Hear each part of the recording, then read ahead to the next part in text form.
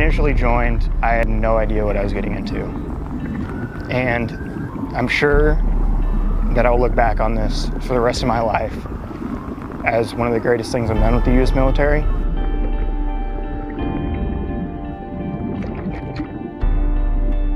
Since I was born, since I was raised, it's always been military. It's always been a dream of mine to become part of the United States military and part of the United States Army. And getting the opportunities that I have from the Army, it's been the best decision of my life. Be careful. Recognize the fact that you're getting a headache, you're getting tired, anything like that. I joined the Army because, I don't know, maybe it's a textbook answer, but I wanted to serve my country and do my time. Once I joined, I was in for a little of a rude awakening, you know, wasn't quite prepped for it, but I don't regret it at all. And it was what I wanted, something special, and to be a part of a tight-knit community. There's not a lot of us, so I don't know, I feel like we're kind of like unicorns just walking around sometimes. Some people are like, man, like, we didn't even know you existed, you know? Me and my dive buddy are going to be helping each other out, crossing them, and making sure that we're okay. One of just 4 remaining survivors from the U.S.S. Arizona died Tuesday in California. He was 98 years old. Bruner was the second to last man to leave the U.S.S. Arizona before it sank during the attack on Pearl Harbor on December 7th, 1941. Today we did the rehearsal for the internment of a U.S. Navy sailor who survived the bombing of Pearl Harbor. He passed away recently and he wanted to be interred on the U.S.S. Arizona with his fellow seamen. So the U.S. Army Dive, 7th Dive Detachment was selected to help with the ceremony. He was the second to last sailor to exit the Arizona while it was sinking during Pearl Harbor. And he is also the last one, as far as we know, who is going to be interred at the Arizona. So that's what makes this event so special.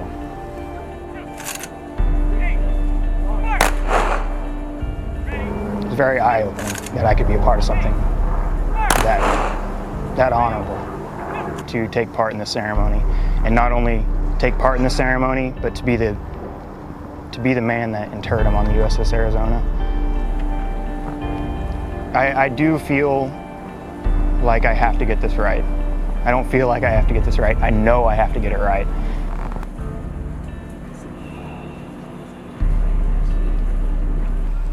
It's just such a huge event to be able to, and an honor to be able to bury this man at the Arizona with so much history that happened, especially with these Mark Vs that have been retired since the 80s. The Mark V is your classic diving hat, huge part of history, not too comfortable, but it's worth it. It just goes along with the time period that Pearl Harbor happened, you know, and it's just part of the whole experience, you know. It just makes it that much more special. So, walking down there, it starts getting loose, and then next thing I know, my boot's gone, and I'm like, well, I can't leave these things. And at the same time, I don't know if I was fouled or my tender was holding me, but I couldn't get slack to move forward. So I'm like, well, I'm kind of stuck here, so spent some time trying to get my boots on, and then trying to... We're gonna approach the water's edge, and we're gonna enter the water.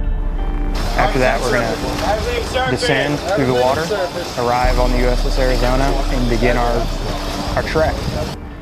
We're gonna maneuver across the US Arizona as safely as possible, trying to disturb as little as possible, and we're gonna arrive at the turret.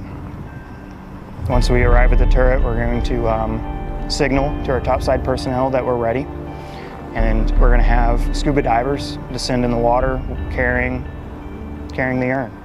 After that, me and the other diver will descend into the turret and I'm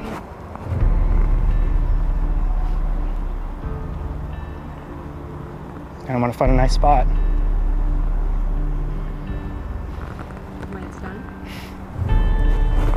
When it's done, I'm not sure.